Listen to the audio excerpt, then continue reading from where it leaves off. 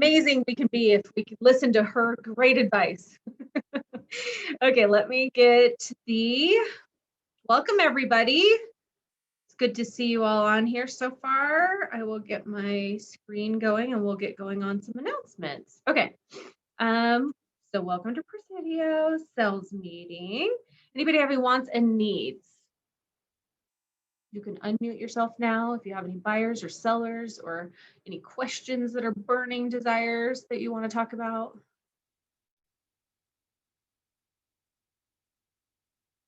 Nobody's got anything. Okay, well, it's so great to see your smiley faces. All right, we're going to move on to the broker moment.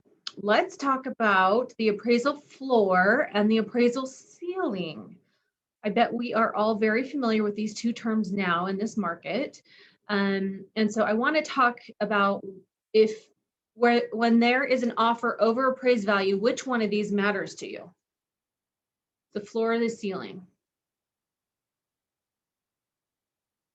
Anybody got any thoughts?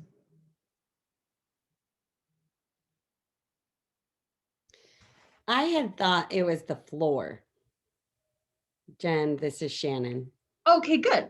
Thank you, Shannon. And floor, like I always want to know how much, but I also want to know the lowest we would possibly be getting to when this is written up.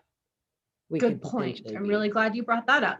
So really the answer to this is a little bit of a trick question, is it depends on which side you represent, right?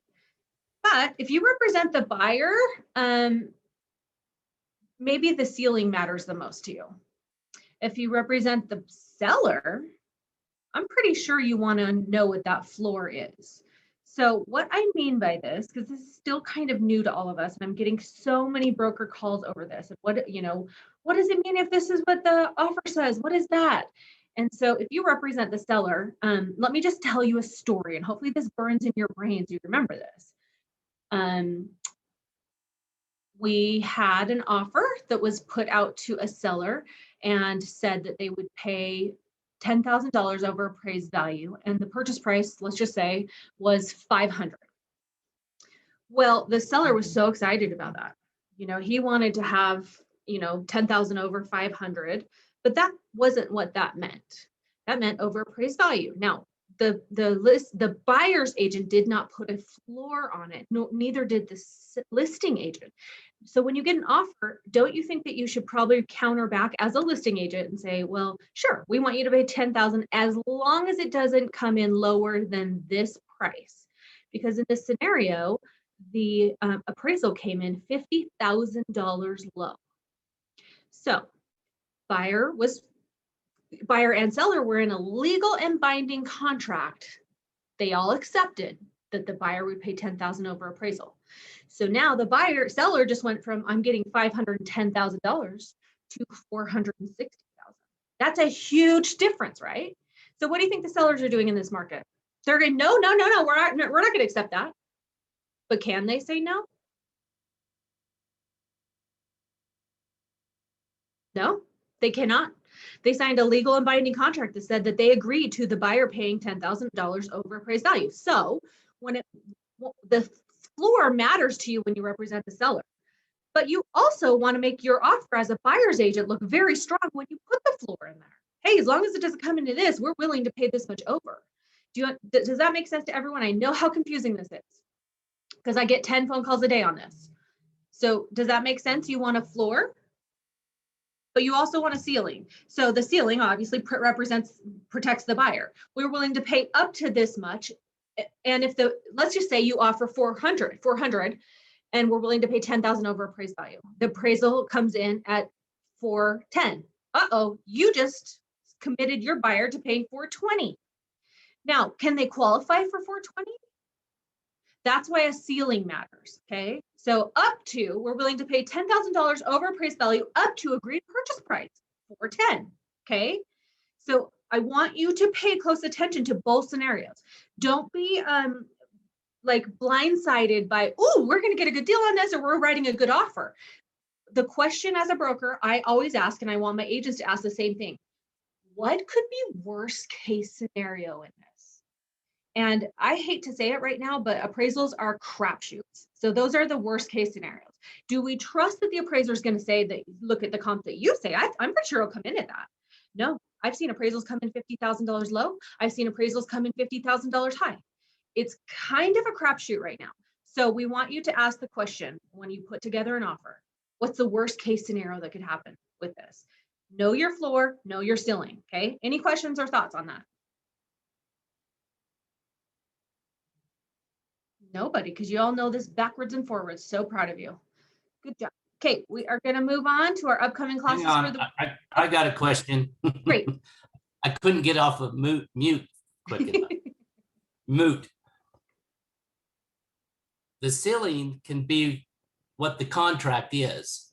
So if I'm offering 400,000, that's a ceiling. I haven't put an escalation clause in it at all. But the base or the floor is I'm willing to pay over whatever the appraisal is. Am I reading you right? So You're right. if I You're right. offer is 400,000 on my contract, I have no escalation clause. They agree with that, but I won't pay anything over 390. Perfect. So That's the ceiling. That's your base. So if it comes in at 300, and what happens if it comes in at 385? Right. I don't have to, we can either renegotiate or I can walk away. The buyer can, the seller cannot. He contractually agreed to that. I agree. Great point. Okay. So again, what I'm trying to say is your language most likely should say something like this. Buyer to pay $10,000 over appraised value up to agreed purchase price. Because we don't want to go over agreed purchase price, right? Does that make sense? Because then you're putting the ceiling in there. But yeah, great point, because you never know what that appraisal is going to come in at. If you think it's going to come in low and all of a sudden it comes in high, you're paying $10,000 over whatever it came in at. And if you don't want to pay over $500,000 for a house or whatever the purchase price is, you better make sure you have that ceiling in there. Otherwise, you're paying over appraised value. Thank you. Thank you, Dennis. I appreciate that thought. Okay. All right. Upcoming classes this week. We have 2 hours CE tomorrow about social media and relationships. We've got another 4-hour CE next week. So please hop on. Don't forget, we also are doing our Raising the Bar courses in the afternoon. So if you can't make the 10 o'clock meeting on Tuesdays, you can check back in and see that on Wednesday afternoon at 1 o'clock. Okay. Here are our closers for the week. Way to go, everybody. Woohoo, that was a lot. 44 closings. Good work. Okay, that is incredible. It seems like spring, doesn't it? That's what it feels like. All right, let's go to our announcements. Oh, I tried to change this earlier, but it didn't work out. So we have our announcements of our headshots. If you haven't signed up for a headshot, please call Chelsea, and that is April 28th here. That's today at 1 o'clock in Pleasant Grove here. So be here, look good, get some good headshots. I'm going to turn the time over to, well, I'm going to give a little introduction about a new preferred lender, and that is Lunetta Home Loans. And I'm going to let Brian Crawley give us a little bit of introduction on that. Yeah, thanks, Jen. Hopefully you can all hear me okay. So we're super excited about this. Those of you who have been with the brokerage for a while, you've seen us go through quite a bit of lenders over the years. And we had some preferred lenders, and it seemed like we kept on getting the same feedback, and it wasn't great feedback. So then we'd try a new preferred lender and a new one. And then over the last probably 12 months, you've probably noticed that we've been working with some different lenders, but we haven't announced them as preferred. And there's a reason for that. We've been looking for a partner to start our own loan company. And we're really excited to announce that we've done that. It's Lunetta Home Loans. And the really exciting thing is finally we have a say in the policies. We have ownership in this company. So if something bad happens, if there's a problem or a complaint, you can come to us and we can actually do something about it. And that's what we're really excited about, is the accountability, the transparency, and that we're a mortgage brokerage. And what that means is we can shop all sorts of end buyers and get really great rates. And I want to tell you a couple of stories about why we landed with Paul and Braxton. So Braxton's our other partner in this. I had my lender I've been using for a long time, and there was a loan they couldn't do. They just said this loan couldn't be done. And we happened to come across Braxton, and he got the loan done. And then it happened again a few months later, and he got the loan done again. And then a third time where my preferred lender at the time couldn't get a loan done, said it couldn't get done, and he went and found a lender for it. So that's what's exciting about a mortgage broker, is that they have the ability to shop loans around to all sorts of different end buyers and get good rates for your clients. So we're really excited about that. We're really excited to roll this out. And I know there's only 18 of us on this call, so we'll be announcing this again and again. But wanted to introduce you guys to one of our loan officers, Paul Wynn. Let him just tell you a little about himself. Go ahead, Paul. Yeah, thank you, Brian and Jen. My name is Paul Wynn, and it's really exciting to be able to be part of this process. And the one thing I love about Presidio is the raising the bar motto, and how you can raise the bar of Presidio over all the other brokerages. And I think it's nice to be able to put that same way of thinking in with a loan company, because we want to raise the bar on that too. And so, like Brian was saying, is that with being the brokerage, we're going to find the best loans for you and for your clients. And we're excited to meet y'all, to work with you. And I've had a chance to meet with you, some of you already in the Presidio office in Pleasant Grove. And I'm looking forward to meeting you all and getting to know you a lot better. And so we're excited to start this new adventure together. Thanks, Paul. And that's kind of what we're most excited about, and why it took so long. We needed to find partners that were committed to honesty, raising the bar, and just doing things the right way. And it's so rare, and we're glad to have these new partners and to be part of this upcoming company, Lunetta Home Loans. And as the preferred lender, you will be seeing a new document show up in the backend website and also in SkySlope. And when you refer Lunetta Home Loans, you do have to give a copy of that to your client, and it states, this is a preferred relationship, and just the full explanation. You have to give it to them at the time of referral, and then it has to be signed prior to closing. So we'll go into more on that and explain that more later, but I don't want to steal too much time from our speaker today, so I'll just leave it at that, and we're excited. Thanks, guys. Yes, thank you so much. That is super exciting to get, have something that we can have control over, making it like you both said, raising the bar. All right, our educator for the day is Jenn Gibbs. She is an agent here at Presidio, and she is also a mindset guru, and she does a lot of coaching, and she is going to teach us today mindset marketing. So Jenn, I'm so excited to have you. I want to turn the time over to you and let you get started. Well, thank you very much. Can I just get a thumbs up that you guys can hear me out there? Okay, yay, I love it. Thank you so much. I'm so excited to join you today as part of the family, the Inner Circle, and you've got some great leadership here. I'm sure you're very aware. And so they've put together a chance for me to be able to come and teach you some of the things that have helped me be successful in my own real estate business, but then also from just a wider business perspective and an even wider mindset perspective. I'm sure everybody, in this arena is on the personal development path, and you're doing things to improve yourself. And sometimes it's hard to understand how much that actually makes a difference. So what I want to share with you today is a class that I teach called Mindset Marketing, Increasing Your Value in the Marketplace. And it's all about not the scripts that you say, not the way to negotiate the deals, but it's how you negotiate with yourself inside your own head. Because when you can win at that game, all the other games get easy. So I'm excited to take you through. And what I'll just do is start off with a screen share. So let me go ahead and share my screen, I think. Alrighty. And are you guys seeing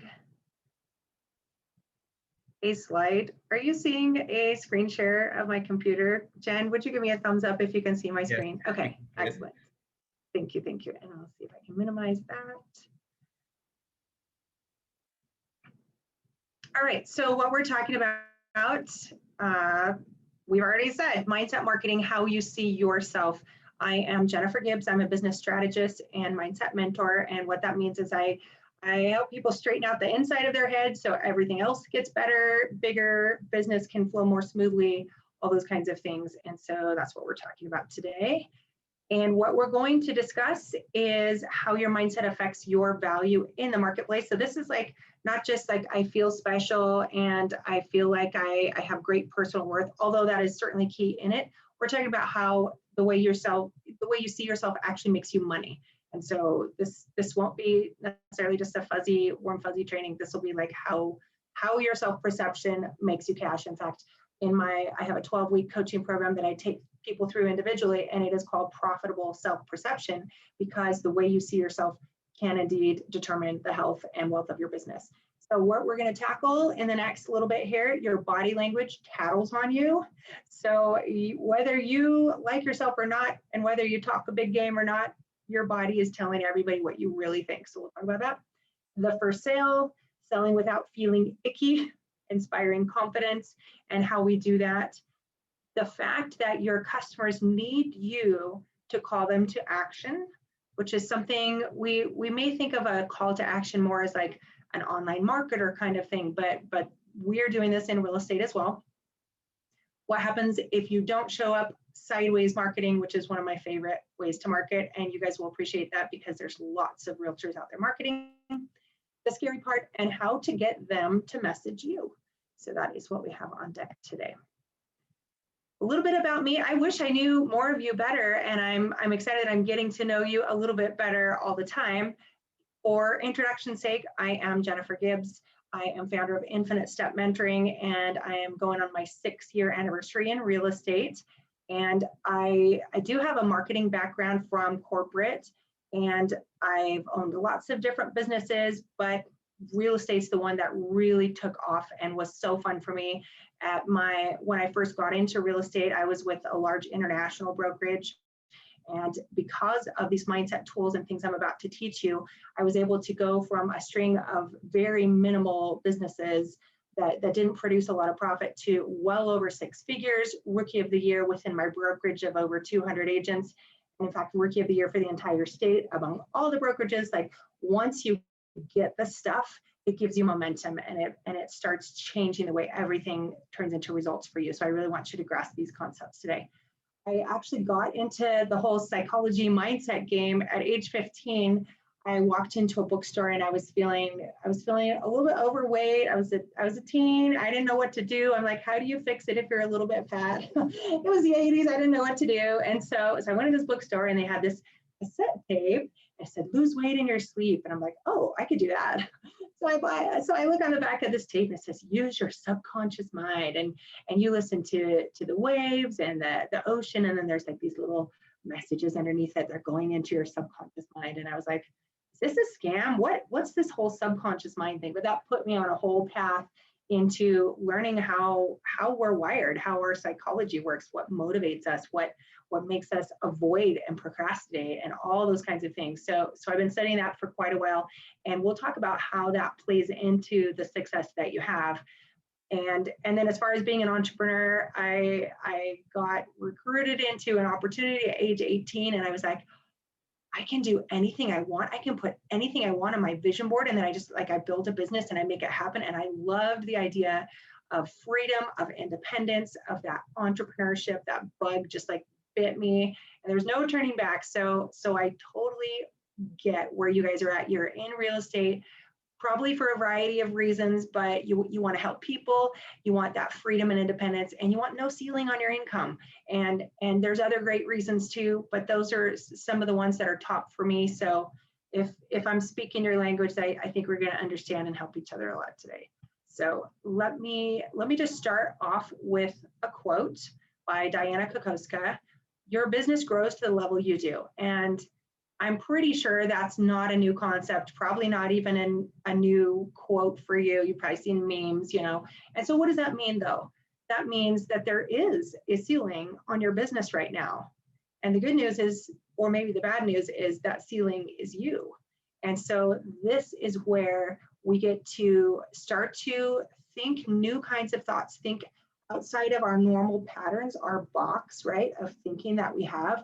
And if we want to grow our business above the level that it is, we need to grow ourselves. And so this is what we'll spend the next few minutes doing today, is growing you, because you are important and you matter, and raising the bar matters. And when you raise the bar for yourself, it just overflows into your business as well, right? Okay, the first thing we're going to talk about is trust and confidence in yourself radiates to your potential clients. And so really, you guys know what this looks like, but I want to also reiterate that people need help in their real estate transaction. People are looking to you or thinking of considering hiring you because they feel vulnerable, they feel nervous, they feel like they're going to lose something, miss out, get taken advantage of. Like, they have a little bit of fear and insecurity. And so if they're interviewing 5 agents and one of them is standing out just saying, I absolutely can help you, I can maximize for you, I can negotiate for you, we will get you a house in this market. I mean, that it takes a lot of inner confidence to be able to look a buyer in the eye and be like, you will have a house when I'm done with you, right? Because it might take some extra work, more than we're used to. But contrast that experience, if they are interviewing a handful of agents, with someone that has a less strong signal, right? If you doubt yourself a little bit, like, I don't know if I can ever get any offers accepted in this market. If that's what's going on in the back of your head, then they get that signal. They'll sense that, and I'll talk about why in just a minute. So they need you to be the strong one. They need you to display, not only think about it, but display in your tone, in your body language, in the way that you present yourself, strong belief in yourself.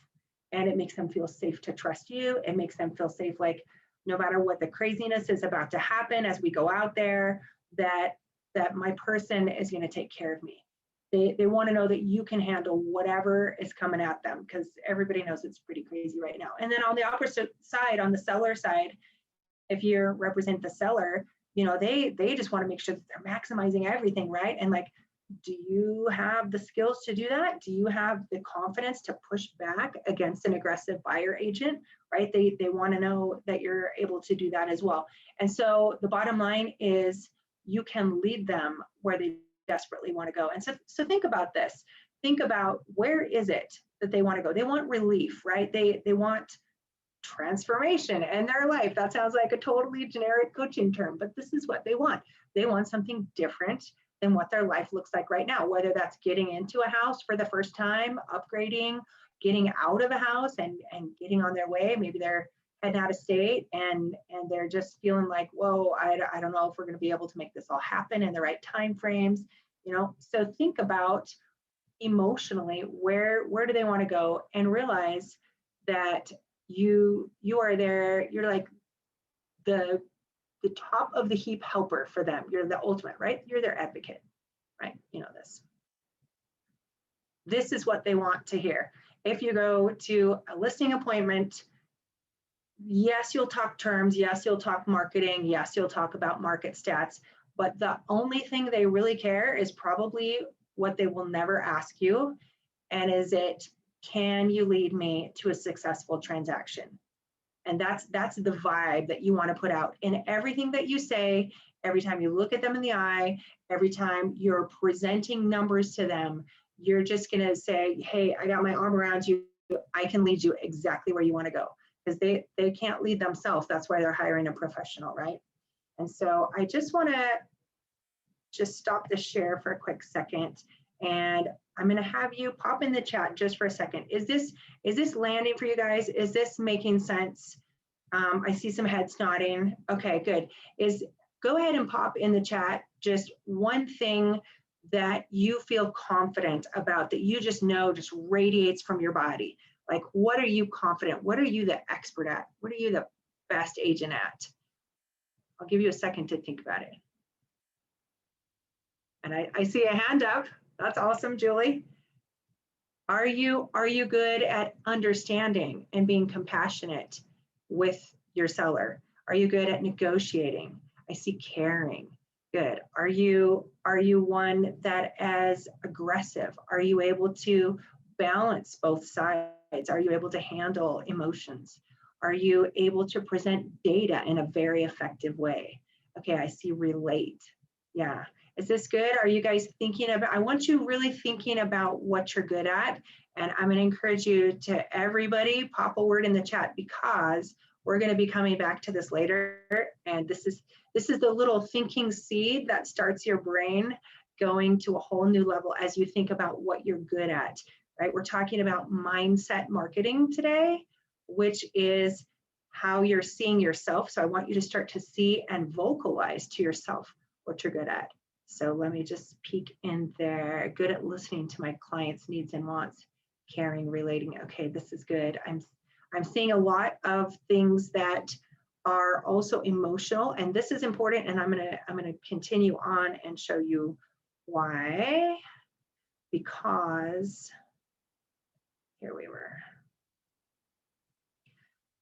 There's a saying in our industry and really in sales in general, you know, it's the know, like, and trust, right? That's kind of been thrown out there forever. Like, you don't even have to read all but one business book, and there's, oh, people need to know, like, and trust you, so they'll do business with you.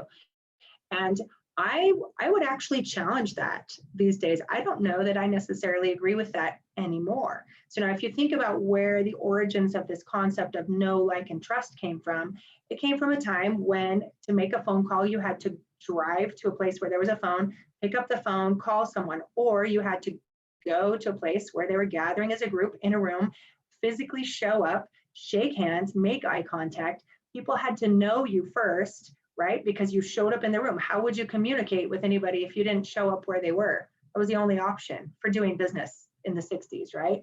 And so then after they knew that you existed, they had to decide that they liked you, and then they would probably do business, you know, building relationship, connection, that part makes sense, right? And then after they know who you are and they like you, then they would need to trust you. Okay, so is this person going to take care of me? Can they do the job I'm hiring them for? Can they get me over the finish line? Will they deliver, right? So used to be know, like, and trust. But now I feel like that's in a very different order, because if someone is looking to sell their house, what do they probably do first? Hop online, right? And they're probably trying to figure out their home value for themselves for a second, even if they don't understand the data or they don't even know what makes sense or what's realistic. They might probably try to do a little DIY or something just so they don't feel ignorant when they go to talk to a professional agent, right? So what they're going to do more than likely is possibly find you online, or if this is your sphere of influence, your own people, they may already know you and like you, but until they know the trust factor is there, they're not going to take that extra step. So let's just say we're talking about not the people that already know and like you. Let's just say we're talking about people you want to network with, people you want to meet, online leads that you want to draw into your circle. Maybe you're great at social media and you're doing videos and community posts, and you're getting out there, and people somehow are going to see your stuff that have never met you. What they want to know first in order to hire you, right? Because we're talking about this in professional terms. They want to know they can trust you. Are you competent? Do you understand the market? Are you, in the process of trusting you, are you going to be one to stand your ground and like really resist the winds of influence from another party and be able to advocate for them? So for me, that trust factor is first now. They're going to Google you. They're going to read reviews, right? They're going to see, do I trust this person first? And so that becomes an important piece of making sure that you're periodically, right? Periodically dripping out successes. And so that when people do Google your name or peek onto your Facebook or your LinkedIn or search up your website, that it's very apparent that you are competent and you know you are, and you can hold your ground, right? That I can lead you needs to come through every word on your website. It needs to shine through in that picture of yourself, because I find, and I'll give you like a little bonus tip. This is not actually in this particular training that I teach it, but in other trainings on confidence and marketing and self-promotion, because that's what we do, right? It becomes very important that your profile picture has a specific look. Not only I'm professional, but it's this, I can lead you.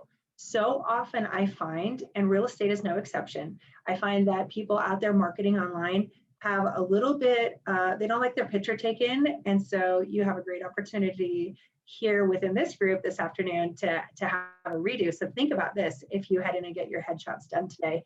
But think about the message you're sending through your eyes in your posture is, I can lead you, right? Instead of asking, do you like me? Am I good enough? There's a lot of pictures and you're trying to strike a power pose and then you're like, I don't know if this picture's any good. And you hold. And it's what we all do as we learn that there are other levels that you can present yourself at, right? And so I would challenge you to consider the message that shines through your eyes when you're doing that and building that trust as a primary factor. Post your statistics. If you do not have statistics of your own, if you're a brand new agent, my daughter's a brand new agent in this market, and I've run into a handful of others that are brand new, then you use the statistics of the market, you use the statistics of the brokerage until you gather your own, and they're impressive, right? Because not only are you using your own self as a resource for your client, you are also one that knows where to get other information. You have connections. If you are resourceful, you're bringing not only everything of yourself to the table, but also all of the information that you know where to go to get. You see how valuable that is? I hope that helps you see yourself in a valuable way. I do not know why this came back down here. Oops. Alrighty. So then, trust, know, and like. So they're going to help. Jennifer? Oh yeah. Sorry to interrupt. I just have a question along You that bet. line. So I'm a brand new agent. Welcome. Just thanks.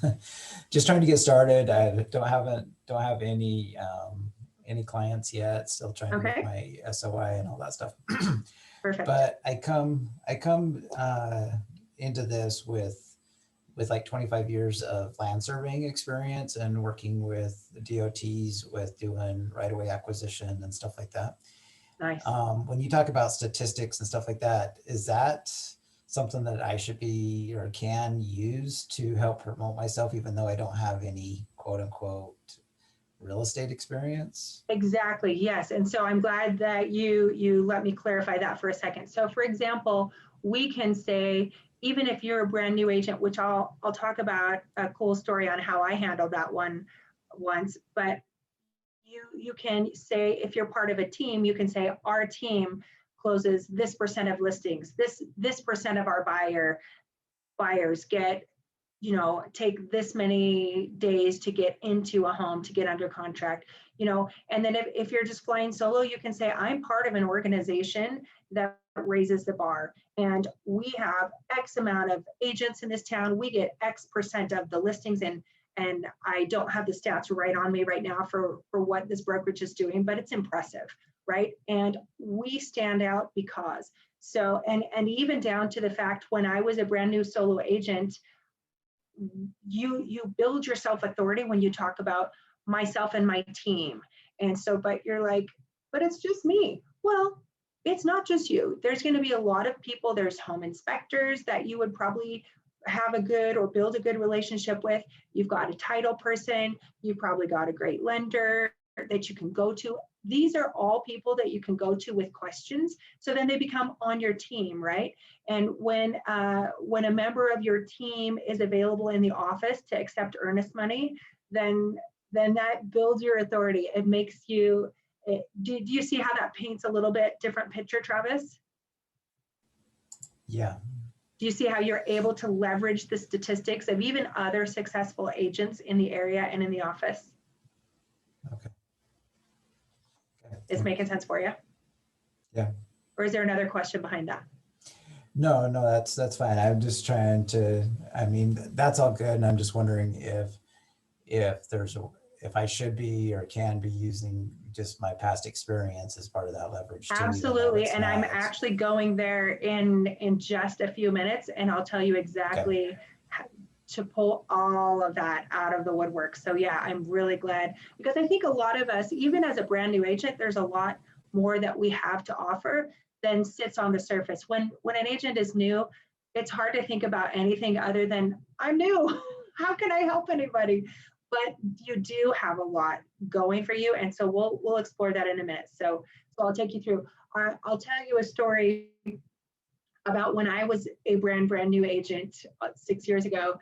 And I finally got a referral. I got a client, it was a buyer, and I was like so excited. And I had heard all these statistics, like you want to get a running start, you want to close a deal within, X amount of months, and really get your momentum and belief going.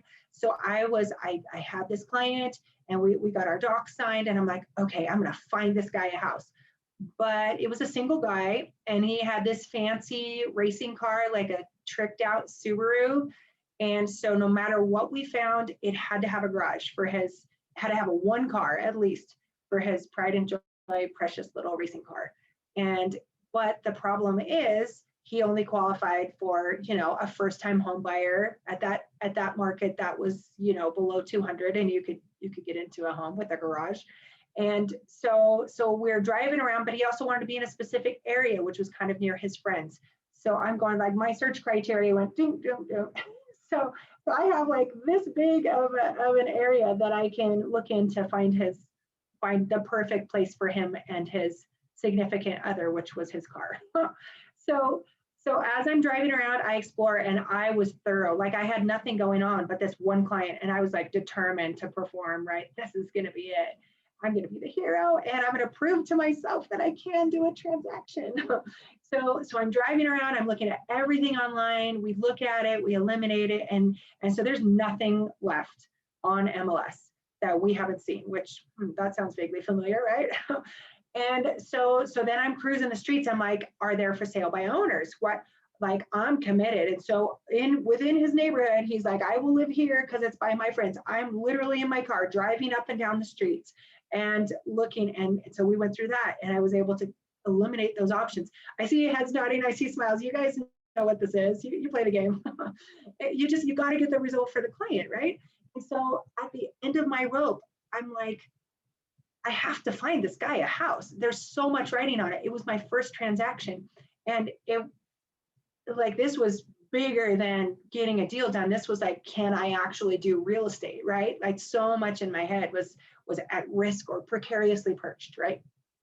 So what ends up happening is I'm in the area, and I see just footings of what looks like it might be apartments, but maybe it's townhomes. So anyway, I call on the number. They had the big corporate sign, coming soon, whatever development. And so I call, and I kind of recognize the first name on the sign, but I'm like, it was from someone from like a decade before that I knew, but I didn't. I was like, no, there's no way.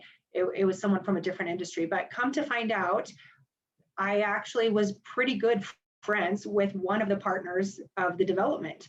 And so this ended up turning into a whole momentous thing. I would have never made a connection with that developer if I had not been absolutely committed to finding my person a home.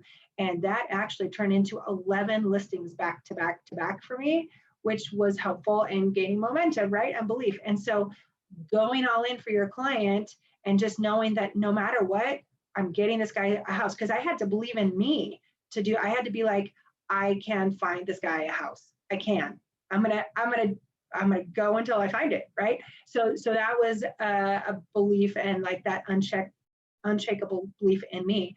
But what happened, and the cool part that I want to tell you about is, as I went in to vie for the listings, because it wasn't like they just gave it to me because I knew somebody. They're like, well, we already have somebody kind of in mind, even though they weren't built. We had like to be built, and so there was a relationship there. But then they weren't entirely happy with it. And so I continued to follow up. And at some point she says, my friend says, I'll get you a meeting with the other two partners. So we go in, and the one question I did not want them to ask, right? Because I was like so brand new. I did not want them to ask me, how long have you been doing real estate, right? Like, please don't go there, please don't go there, please don't go there. And so what is, we're gonna get to body language in a minute. So I'm broadcasting, please don't ask me this. So of course, what do they ask me?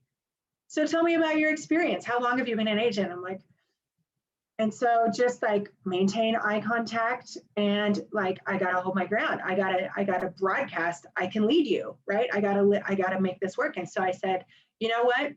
I'm a brand new agent. And why that's awesome for you is I'm not distracted. I'm not gonna take your listings for granted. I'm gonna pour the love and focus on every single one of these, and I'm gonna maximize everything.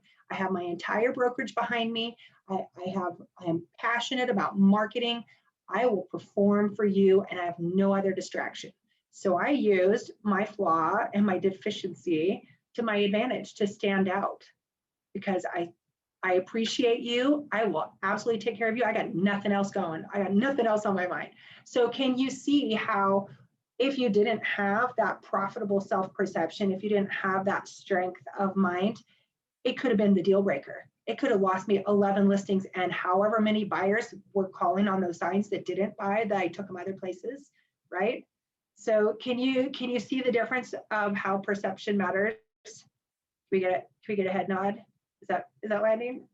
Okay.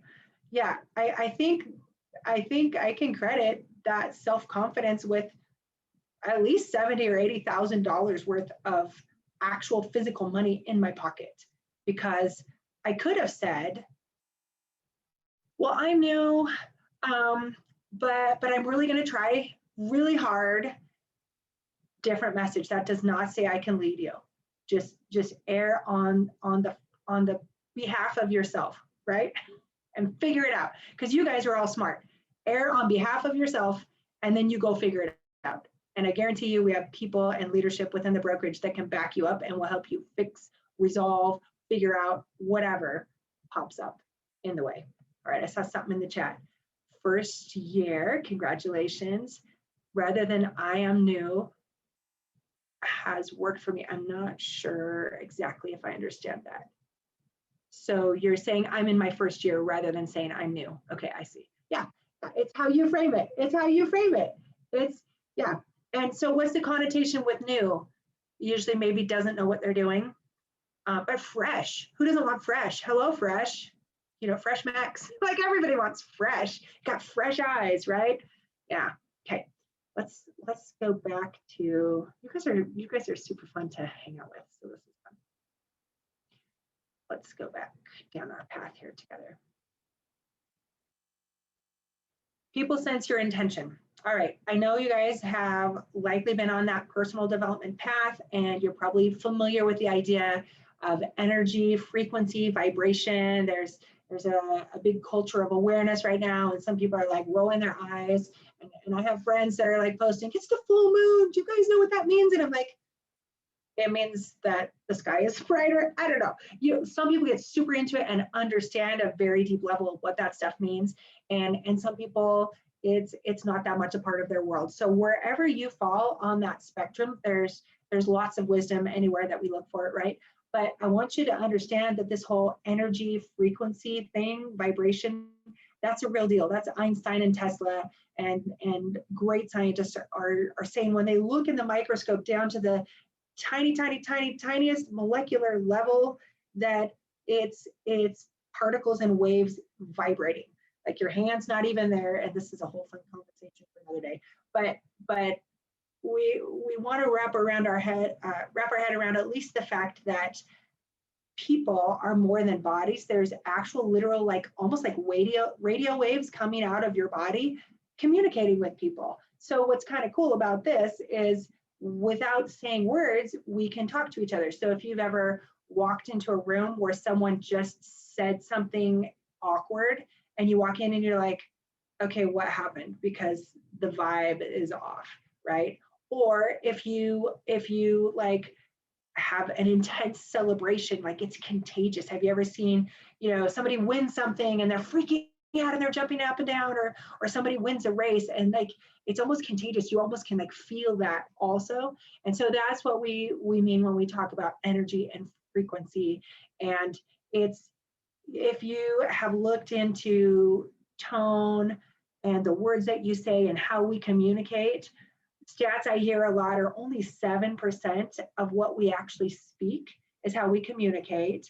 And more likely, closer to 20% is the tone. And you guys know that this is true. If you've ever texted somebody something and they totally took it out of context, you're like, oh, that's not how I meant it. Now that I look at it, it can be taken either way, right? And so the tone is a huge part of our communication. And then even louder than that is our body language. So what's interesting about your body language is it's all run through your subconscious mind, which has all these ideas about, conclusions throughout your life that it's drawn on who you are, how you fit in the world, how hard things are, what you deserve, what you even notice. This is a whole fun topic to dive deep in. But the idea is your body language communicates for you.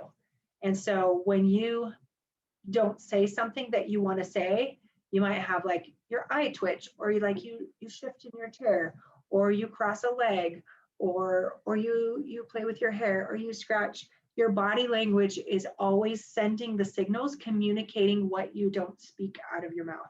And so realize why this matters is that if you're trying to tell everybody, I believe in me, I can lead you, we can do it, I can take you there, and this is my words, and even if I can be charismatic and my tone backs it up, if my body language is like, I definitely can get you multiple offers, I definitely can get an offer accepted, it's not going to work, right? Your body is always communicating, and you can become aware of it, and you can put some boundaries around it, and what you can consciously think about, you can somewhat direct for your body language. But wouldn't it be easier if you actually just believed in yourself? Wouldn't that be the shortcut? The much less effort required is to just actually genuinely believe in yourself, right? Because who doesn't want to do that? That's going to spill over in every area of your life, and it's going to be awesome. So realize that it's important to not only say those things people want to hear, even say them compellingly, but then also to be able to stand tall in your own skin and back it up with the way that you nod your head, with the way that you look at people in the eye. And are you relaxed or are you tense? How are you saying? What are they hearing besides what you say when you communicate? So consider that.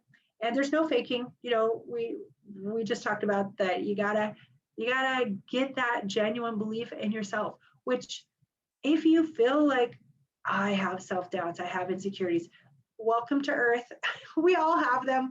We all have times that we've gotten like emotionally beat up in the past. People have hurt us, people have let us down, and everybody's walking around with stuff to heal, stuff to fix, stuff to build themselves back up, right? So don't feel bad if you feel like, oh, I secretly know there's an area that I don't have confidence in. There's an area that I lack, right? That's okay. Just know there are tools to help fix that, to build you back up. And so that's where we want to be in a proactive mood. And here is another shortcut. So one of the shortcuts is actually genuinely liking yourself and believing that you are capable. And we'll talk about that in a minute on how to do that. The second shortcut is coming from service. Because when we do focus on our doubts, our insecurities, and those things that we're like, oh, I don't know if I'm the best agent to represent them. When we focus on that, we're thinking about us, right? And to put it kind of not very PC, it's kind of being selfish. If you're worried about your own insecurities, you're actually coming from a place of selfishness, which it sounds like, I'm sure you're wanting to like, but I want to perform for them. If you just take yourself out of the picture and just be like, I know something more than this brand new buyer that thinks that they can come in and offer 10,000 less and get a house. Like, I know more than that person. I can help them, right? So if you come from service, I can serve, I can take stress away, I can help them get results, I can hold their hand through the process so they don't give up.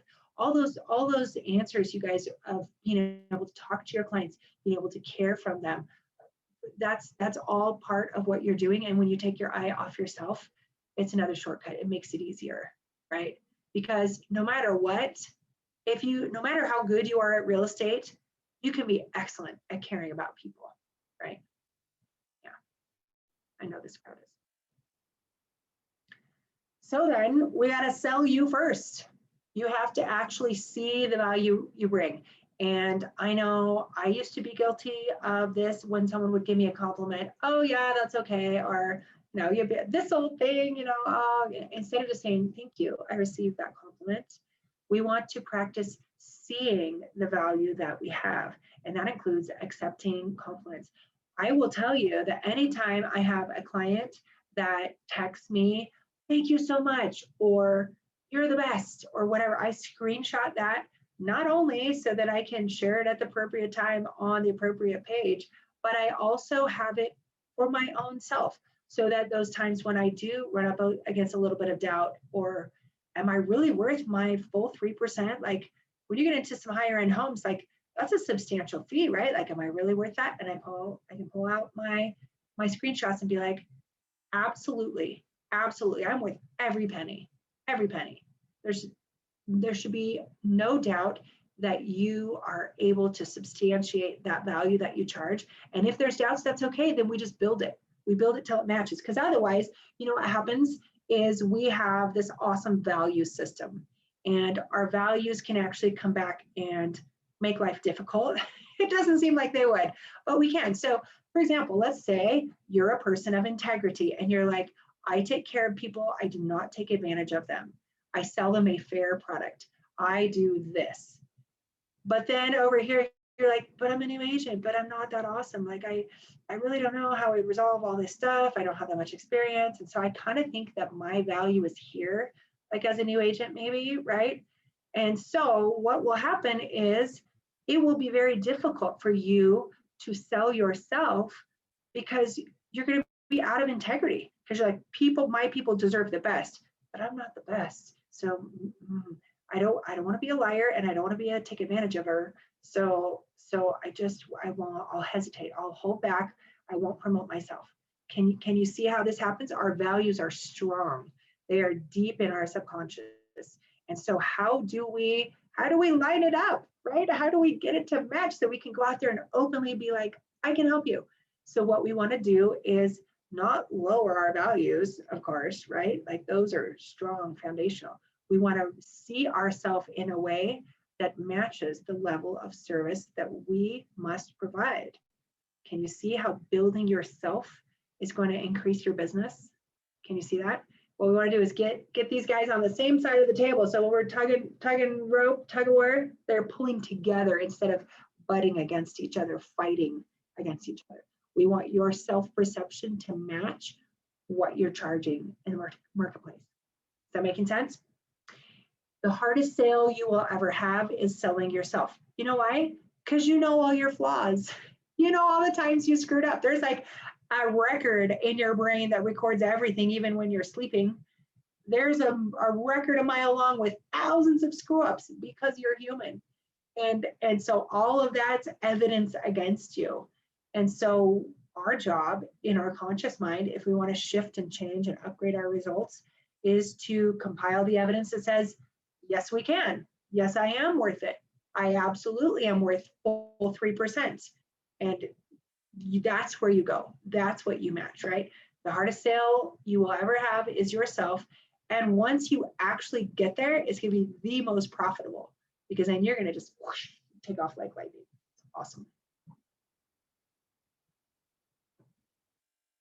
So once we've got you wrapped around the idea that you have value as a person and as a professional, like you have value in the marketplace, then the next thing I see people run into is they don't like selling. So like, I'm good. I know people have a need in real estate and I know I can help them, but I just don't like selling. I don't want to go there. I don't want to pressure people. I don't want to, and all the stuff comes up, right? And so it's important to understand the value also of the sales process. Nothing happens until there's a sale. The whole world is holding their breath in anticipation, waiting to make a move. Everything is hinging on, the entire economy is hinging on a sale being made, right? And people that are in sales are on the front lines of moving the economy. It's really a tremendous role that we have. And if you'll notice, in every movie, the main character has to be called to action. There's a book that's fantastic. I would recommend. It's called The Story Brand. And it talks about the life cycle of a story. That movies, successful movies, follow this pattern of a character goes and they have this journey. And in every movie and in every scenario, and including in the sales scenario, the customer needs to be called to action. So we can educate people about the market all day, right? We can post stats, we can showcase our open house, we can post testimonials all day long, and it's less likely that someone will just be like, okay, please come list my house, right? If that happens to you, when it happens, it's super awesome and special. But what often happens is where we need to step in as professional is to help them into action, to call them to action. Looks like you need some help gathering the numbers on what your house is really worth. Let me come over and chat it out with you and see if we can do that. Let's hop on a Zoom and look at the other houses in the market, right? Let's see what's working right now. Let's get together. That's a call to action. And then when you're sitting down with the paperwork, let's go ahead and get this document taken care of so it's out of your hair, right? Isn't that a fun way to come from contribution as you have them go ahead and sign agreements and sign contracts? Let's just go ahead and get this done so it's not on your to-do list tomorrow. Let me help you just check this off and have this taken care of. It's all for them, right? Isn't it fun to come from contribution? Doesn't it feel easier in the sales process? Because once that sale is made, once the client or the customer is moved to action, then all these cool dominoes fall over and production stars, contractors, and other professionals start going to work. You're calling the home inspection guy, you're calling the photographer, I guess, depending on where you're at. You kick into motion other dominoes in the economy. It's a very virtuous cycle. It's important to be involved in sales. And so there is this kind of sometimes this stigma, like, don't label me as a salesperson, because I feel like they're icky, but we'll talk about why in just a second. But you're already selling all the time. Have you guys ever been to Bombay House in Provo? It's so good. It's so good. It's like, my mouth is watering right now thinking about chicken coconut korma. Okay, I just have to see. Okay, raise your hand if you've been to Bombay House. Oh my gosh, if you guys have never been, it's such a treat. And I don't know if they're seating again, but at least get the takeout, get the chicken coconut korma. So, okay, yeah, I know Manette's been there. I think I've been there with her. And so you guys, if you want like fresh, legit Indian food, and the atmosphere is awesome. They got these paintings of elephants on the walls. They got these gorgeous like pictures, murals of dancing women, these gorgeous Indian women with like their headdress and then their silky stuff. And you walk in and the whole area, there's like curry in the air and you're like, yes, I went to Indian food today. It's a whole experience to go there. And all of their staff is also Indian. So when they take your order, they have a cool little accent, which I will not attempt, but you know what I'm talking about. Like, it's the whole experience and the food is amazing. And then when you leave, they have this little sprinkle thingy that has anise seeds and like little licorice thingies. And so that's like what they use as their breath freshener. They don't go to mint, they go to anise seed. So you just like pop that in your mouth on the way out. Well, that was pre-2020, but and then you chew on it, and then you get a little freshness of the breath to offset the curry. Anyways, it is awesome. And that was so easy for me to just tell you guys about right now. And probably everyone at least is curious or has some kind of interest in checking it out if you like Indian food at all. And I am quite sure that you guys sell restaurants, movies. Pop in the chat and just pop a yes if you have ever told your friend passionately about a movie or about a restaurant. Yeah. Yes. Love curry. Yes. Okay. So next month we're doing company lunch at Bombay House. I don't know. I propose. Yeah. You guys, you know that you are already in promotion mode. We may not call it sales, but it's easy enough for us to promote. If you're a parent, I guarantee you promoted bedtime, you promoted veggies, you promoted do the dishes, etc. Right? So sales is not something that other people do that's kind of yucky. It's something that's just kind of a part of life. And so that may help us see the importance of the role and like stepping into that role and feeling okay about it. Now, why we don't feel okay is because of stuff like this. And I always feel bad when I get to this slide because I'm like, hey, it's fair game. This is a stock guy. He volunteered for this picture. And everybody has had some kind of buying experience where you felt pressured, it felt icky, or maybe you bought something and you didn't like the thing, or it wasn't quality. Hesitancy in selling ourselves comes from associating with past negative sales experiences that we have been through. And it may or may not look like this guy, at least maybe you're getting a chuckle out of it. And I have nothing against salesmen or men or used cars or anything like that, but you guys understand, we all have something in our past that it didn't feel quite right. So we don't want to be one of those salespeople. And guess what? There's all kinds of salespeople, so you can be a different kind of salespeople. And in fact, I believe that you are. You're the kind of salespeople that is a hero. You get to be their hero. You get to be the ibuprofen that dulls the pain that they are about to go through or going through. You are not only going to fix one piece of their life, you're going to make it exponentially better. You're going to make it 10 times better. And so you are the solution. And if somebody was drowning in the ocean and you had the life preserver, wouldn't you throw it to them? And would they be so grateful that you did that? You would be the hero, right? And that's what we're doing for them. They don't know what the heck is going on in this market. They don't know how to advocate on behalf of themselves. That's why we exist. That's why our industry exists, because people get into bad situations without us. And so you are the hero. So see yourself that way. It's not prideful. Somebody's got to like prop you up. So start by propping yourself up, okay? We're not taking. See, that's when it feels icky, is when we feel like it's one-sided, when we feel like a taker. And so when you are interacting on their behalf as their realtor, you are helping them, you are serving them, you are the hero. Let's contrast that. If you didn't show up, what happens?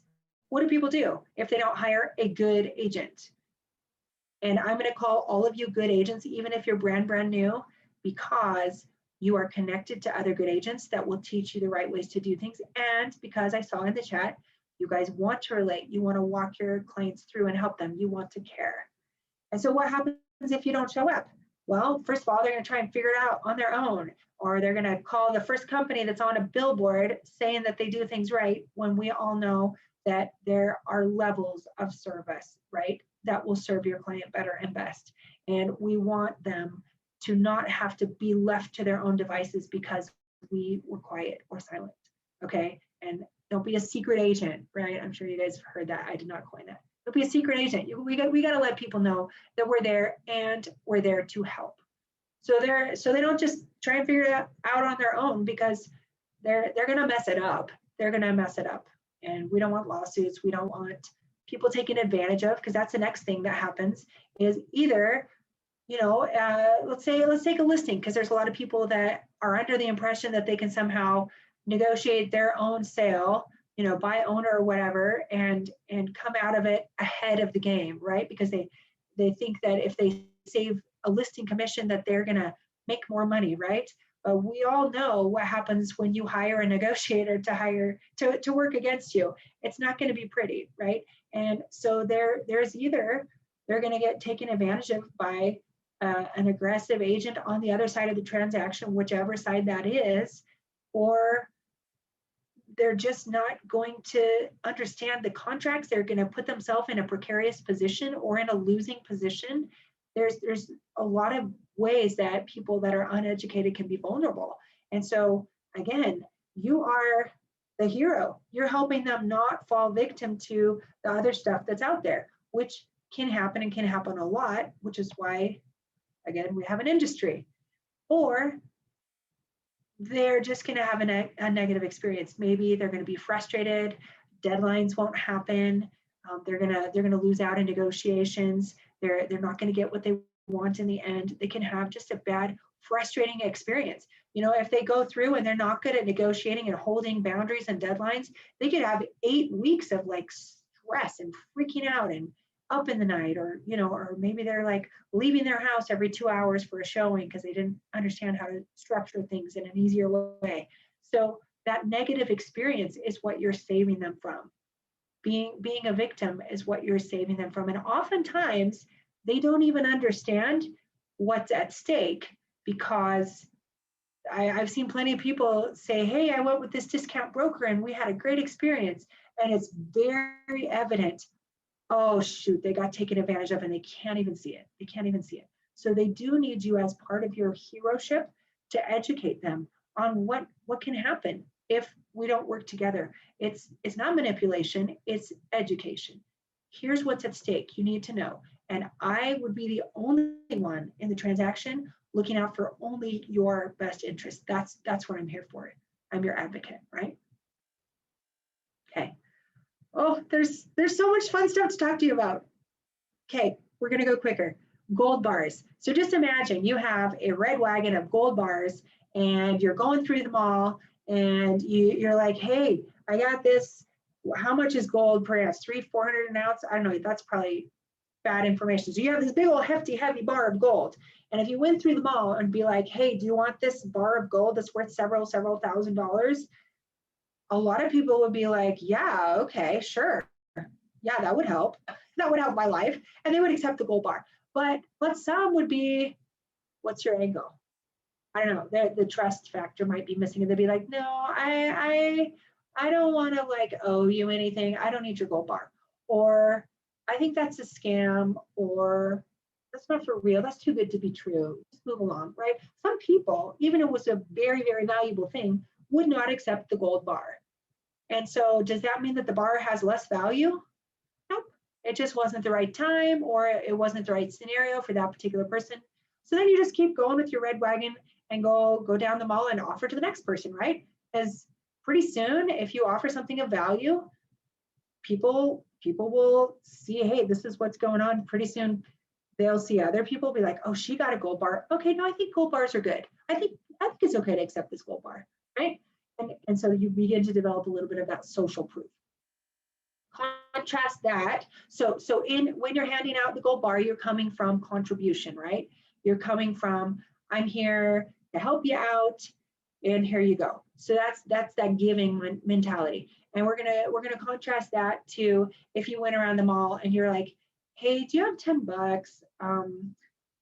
I'm super hungry and I forgot my debit card, so I just need to run to the food court. I know you're a stranger and this is super awkward, but can I borrow $10? You know, like that feels like a taker mentality, right? And good people like you all are like, oh, I'm not a taker. I don't want to do that. So when you see what you do as taking, I'm going to take a commission. I'm taking money out of their pocket. If that's where your focus is, it will feel, icky, and it will feel out of integrity. We talked about before that your integrity and your value system is going to govern whether you go out there and take action. So instead of seeing yourself as a taker of their equity or whatever, see yourself as, I'm here to help you. Again, you are the hero. You're the hero. You're the relief to their pain. They don't even know all the ways that they could experience pain without you. And you might want to write those down so you're really clear what happens if you don't hire a good agent, because you are a good agent. You are not just an agent. What happens if you don't hire a good agent? Get super clear on that, because when you are clear on that, you'll know I am the good agent, right? It'll be even more clear that you are the hero. All right, we talked about confidence coming through, body posture coming through, the energy, frequency, vibration coming through, the tone. I think we've covered that, so important. We talked about coming from contribution, what you're gonna do for them. Now, what we're gonna go into now is building your impressive bio and building that evidence that you are presenting first to yourself and then to them. So your resume, your your about me page on your website, all those kinds of things. There's not to just broadcast, hey, I'm awesome because, well, we'll sneak that in there. It's, I'm awesome because I can do this for you. Do you see the difference? I'm awesome because I can do this for you. And so we're going to want to use this information to leverage your past, your surveying experience, all the seemingly possibly unrelated experience. I mean, if you've been parenting for 15 years, you have some mad negotiating skills. And so we can frame that in a way that serves your clients, because whatever you've done, if you've had hobbies, you may have learned discipline, you may have learned setting a schedule, setting expectations, you may have communication skills, you may have organizational skills. What in your past can set you up to serve your clients at a higher level? We want to use that to communicate with them so that their fears can be put at ease, so that they can relax and just hand the whole thing to you, knowing that you're competent and you're going to take care of them. And so that they can get to that place like, okay, I'm going to get this thing that I desperately need to get. They're going to have that relief. Okay, let's talk quickly about your impressive bio and showing your clients that you are capable and that you can do what you claim you can do. We want to show them how you are different than other agents and why you're their best value. We want to demonstrate and show evidence that it can be a pleasant experience and that they are going to get a key in their hand or out of their hand, whichever the case may be. So what do you bring? And I'm gonna need to just switch gears and go quickly through. I have so much to share with you. And so I'll leave you at the end a way that we can get in touch and we can actually bring some of this down to a very personal level. But I want you to be considering, what do you bring? What are the technical skills you have? Even if you've never completed a transaction, you still know way more than they do. You know what to watch for. You know how to keep them out of jail. You know what the different clauses mean. If I had a client that hired me for a listing, but they didn't hire me when they bought the property. It was an investor. They're like, oh, we'll just handle it, you know. And there was one little box that you'll know which one it is on HOA, who's going to pay the transfer fee. One box that could be checked or not checked that cost them about $4,000 because it was daybreak, and it's a little crazy over there. And so as their advocate, I could have jumped right in there on a buyer transaction, right? No, nothing out of pocket for them. But if I would have made sure, because it was my job to advocate for them, if I would have made sure that one little box was checked, that could have made a huge difference. Again, what you know to look for and who you know to ask questions to, those are some of what you bring to the table. Emotional management. I was literally on a call this morning with another good agent that I'm under contract with, and they're dealing with, so I'm representing the seller in this particular transaction, and they're representing the buyer. And their buyer is freaking out, understandably, because the prices are all over the place, and there's appraisal, and then there's value, and then there's all this earnest money and all this market that we're dealing with, right?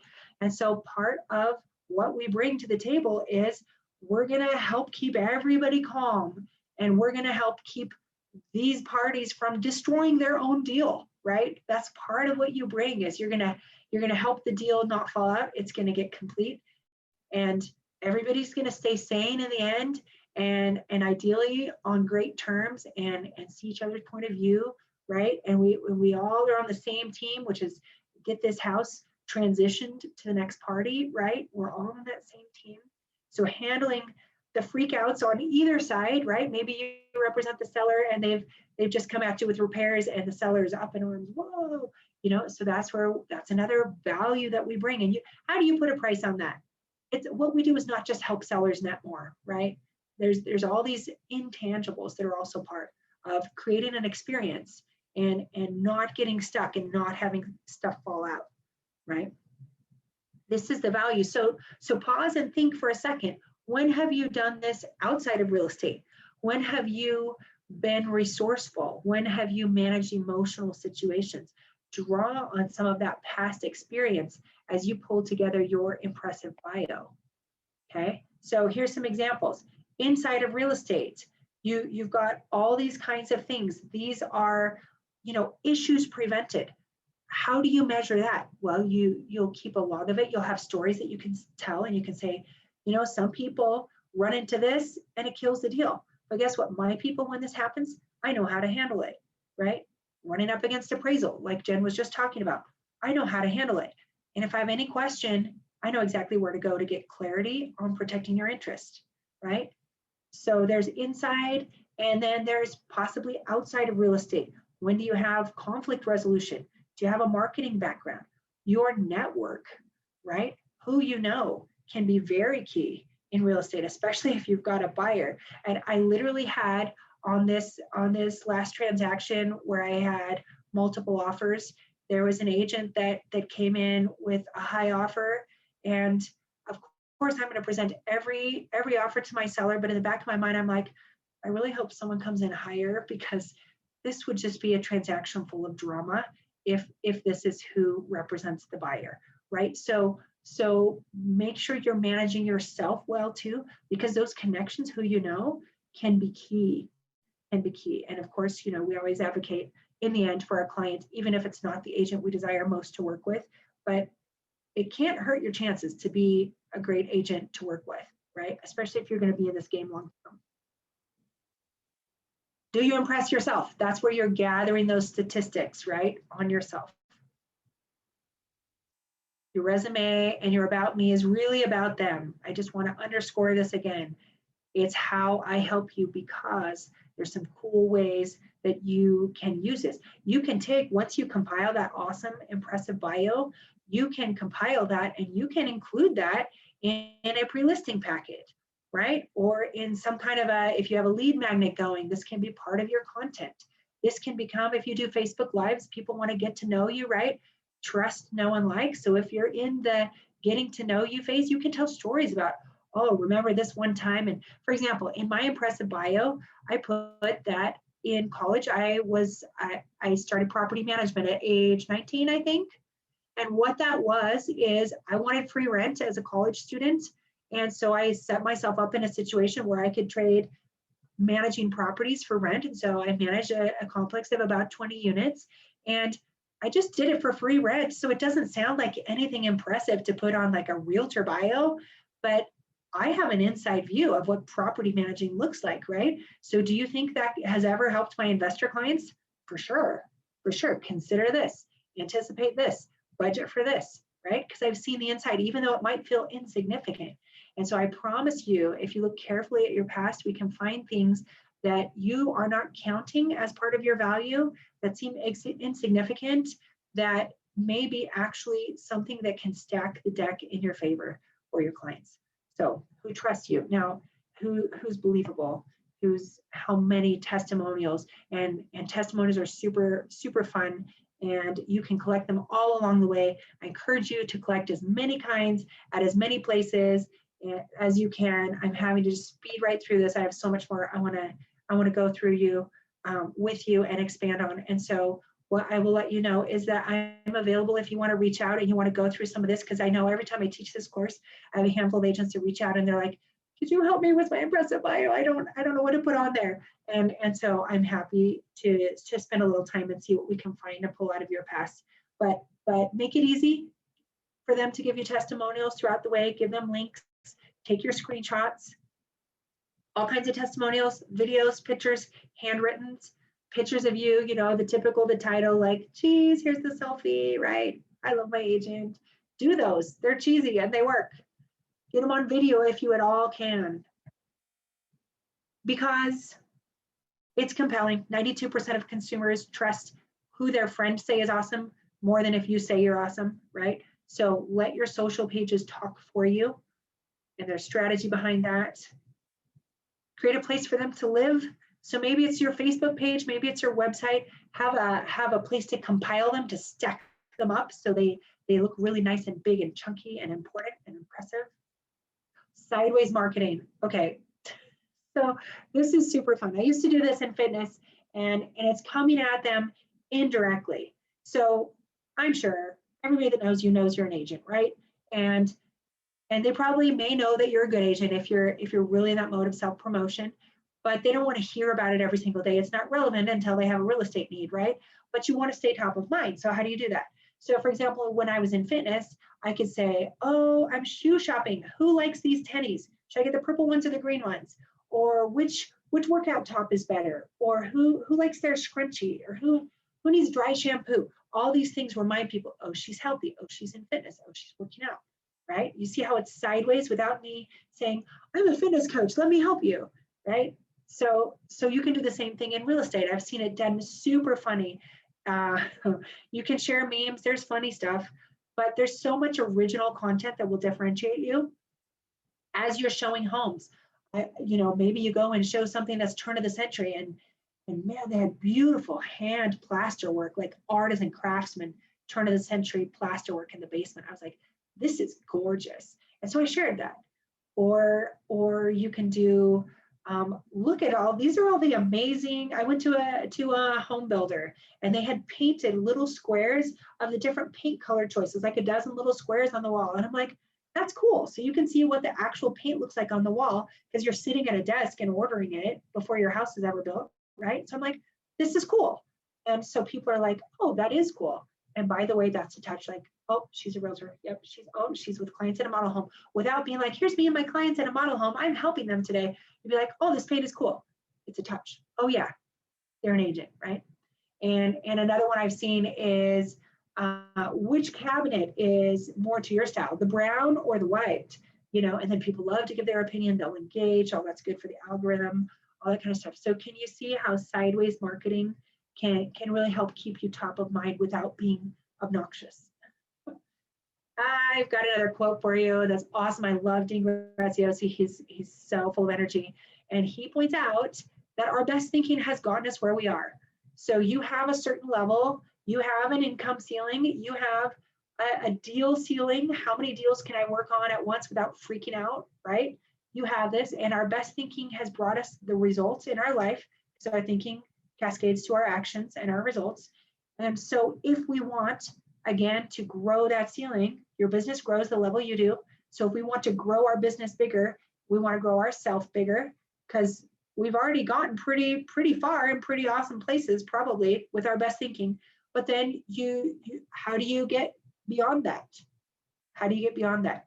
Now, when you're doing something new and unknown, like starting to reach out to your sphere of influence, market yourself more, it can be scary.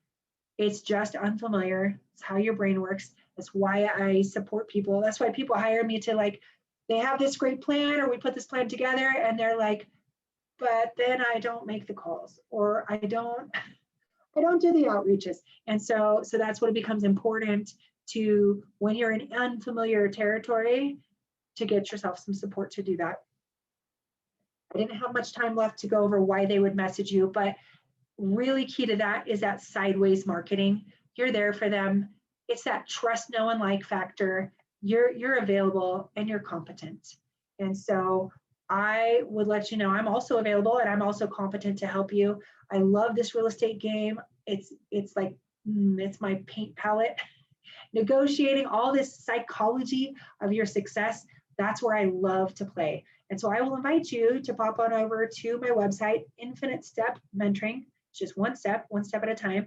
And feel free to go ahead and take a screenshot here so that we can find each other. The reason I would invite you specifically over to infinitestepmentoring.com is I do give away a free book on the power of your subconscious mind. It's not a book that I wrote. It's a classic in the personal development world. And I think it's so important that you understand how your psychology is a piece, how your identity and how you see yourself is a piece of who you are, that I want you to have access to that. It's a quick read, it's under 100 pages. And so I would say take advantage of a chance to get to know yourself better, because when you understand yourself better, you also will understand the psychology of your client better. And that puts you in even a more capable situation to help them and to stand tall and strong and to show them, I can lead you, which is the message that we want them to have. And so there's a spot right on there where you can grab that power of your subconscious mind. There's also a button at the top where, for the ladies here, you can join my Facebook group, Profitable Self-Perception for High Performing Women. And I do tons of sales training in there, mindset training. We have a ton of fun in there, so you're welcome to request in there. And there's also a button where you can learn about what's it like to work with me one-on-one. How do I coach you? How do I help you, take you through the process of seeing yourself differently so that your results can change and upgrade? So all of that's right on infinitestepmentoring.com. so I will leave you with that. All right. I have a couple of, I have some time for questions for those that want questions. I know we're really at our time. I tried to go quick, but there's so much to cover. I want to make sure I gave you everything I could. And so if you have any questions, pop them in the chat, and or you can message me directly through my page and through the Presidio page and that kind of thing. So I don't know if I'm supposed to like turn the mic back over to somebody else. And so I see Presidio training on our page, unmuted. And I don't know if that means that they have some closing comments.